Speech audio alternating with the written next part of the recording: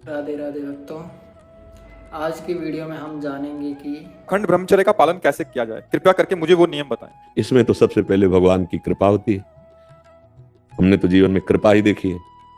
जैसे माँ की सुरक्षा में, उसके वात्सल्य में और उसके दुलार में ही बालक पुष्ट होता है, ऐसे ही अगर कोई भी साधना पुष्ट होती है तो उसमें भगवान की कृपा, भगवान का शासन, भगवान का दुलार। जैसे छोटा बच्चा कुछ भी खाने के लिए तैयार हो सकता है, उसको ज्ञान नहीं है, पर ये पूरी जिम्मेवारी माँ की है। वो दृष्टि रखती है, अरे ये क्या खाने, दौड़ पड़ी, जल्दी से उसके हाथ से हटाकर उसको धो के बचा के उसको ले आए। ऐसे पहला उत्तर कृपा, केवल भगवान की कृपा, उसी से पूरा। अब दूसरा, भगवान की कृपा का आदर करते हुए सावधानियां रखना। पहला, ब्रह्म मुहूर्त में जगना। जग करके हम इतना जल पिए कि या तो हमें उल्टी हो जाए या पच जाए। अगर उल्टी हो गई तो पचने से भी अच्छा होगा। हमारे अंदर जो जहर बना, एसिड आदि, वो गंदे पदार्थ वो निकल जाते हैं। ये ब्रह्मचर्य के लिए बहुत आवश्यक, वो शीतलता प्रदान करता है। ब्रह्म मुहूर्त में बिना कुल्ला किए, वो जैसे तांबे के पात्र में 1 लीटर जल रख ले, रात भर रखा रहा, उसे पीजिए, तो वो बहुत आपको उसमें ब्रह्मचर्य में।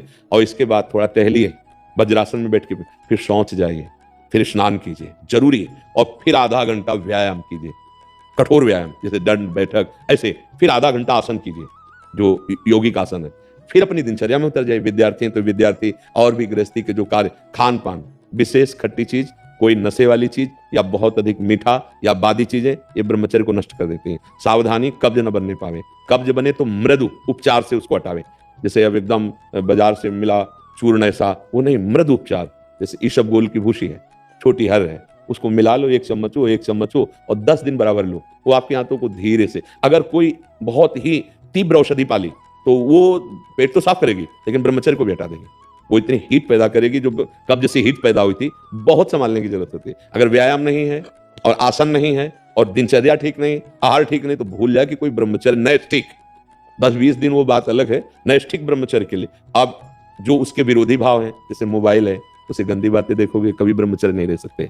जैसे गंदे मित्रों का संग करोगे, कभी ब्रह्मचर्य नहीं रह सकते। जैसे आप गंदी चिंतन अंदर करोगे, तो आप भले क्रिया ना करो, लेकिन आप ब्रह्मचर्य नहीं रह सकते, क्योंकि चिंतन मात्र से अंदर एक मनोवाह नाड़ी है, वो नाड़ी मथाने का कार्य करती है। रक्त से मंथन करके वो उस जीवनी शक्ति को बाहर कर देगी, जिसे स्वप्न दोष आदि कहते हैं। वो इस तरह से नष्ट हो जाएगा हमारा चिंतन। तो फिर चिंतन करने के लिए इतनी सामर्थ्य है कि हम तत्व का चिंतन, भगवत, तो हम नाम जप करते हैं, राधा राधा राधा राधा नाम जप करते हैं, पवित्र भोजन पाते हैं, और कभी कोई कुसंग नहीं करते हैं। हमारा लक्ष्य बन जाए कि हम भगवत प्राप्ति करेंगे, तो नैष्ठिक ब्रह्मचर्य रह जाएगा। और रोज इसी बात का केवल ध्यान रखोगे, ब्रह्मचर्य का तो नहीं बन पाएगा, उसको भूलना भी होगा।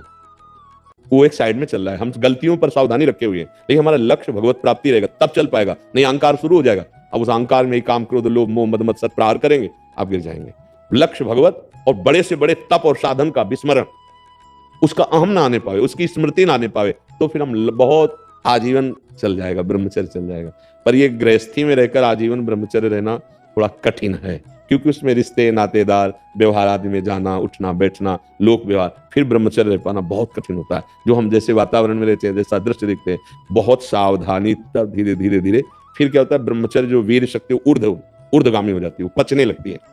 अब वो जब ऊर्ध्वगामी हो गई तो फिर अधा पतन की कोई गुंजाइश नहीं रह जाती। पर ये बहुत कठिन है, बहुत कठिन। तो जितना बन सके संयम से रहो, और अगर आपको लगे कि हमारा मन नहीं टिक पाएगा, तो फिर ब्याह करके गृहस्थी में उसमें भी चला जाए तो भगवत प्राप्ति ही होती है। खास बात है भगवत चिंतन, संयम पूर्वक, जितना संयम अधिक से अधिक कर सको, और फिर नाम जप कर रहे हो, तो भगवान कृपा करेंगे, वो कृपा करके हमारा मंगल कल्याण कर देंगे। समझ पा रहे हो भक्तों, अगर वीडियो अच्छी लगी हो तो अपने प्रियजनों के साथ साझा करें, और वीडियो को like, share, comment and subscribe channel को जरूर कर लें।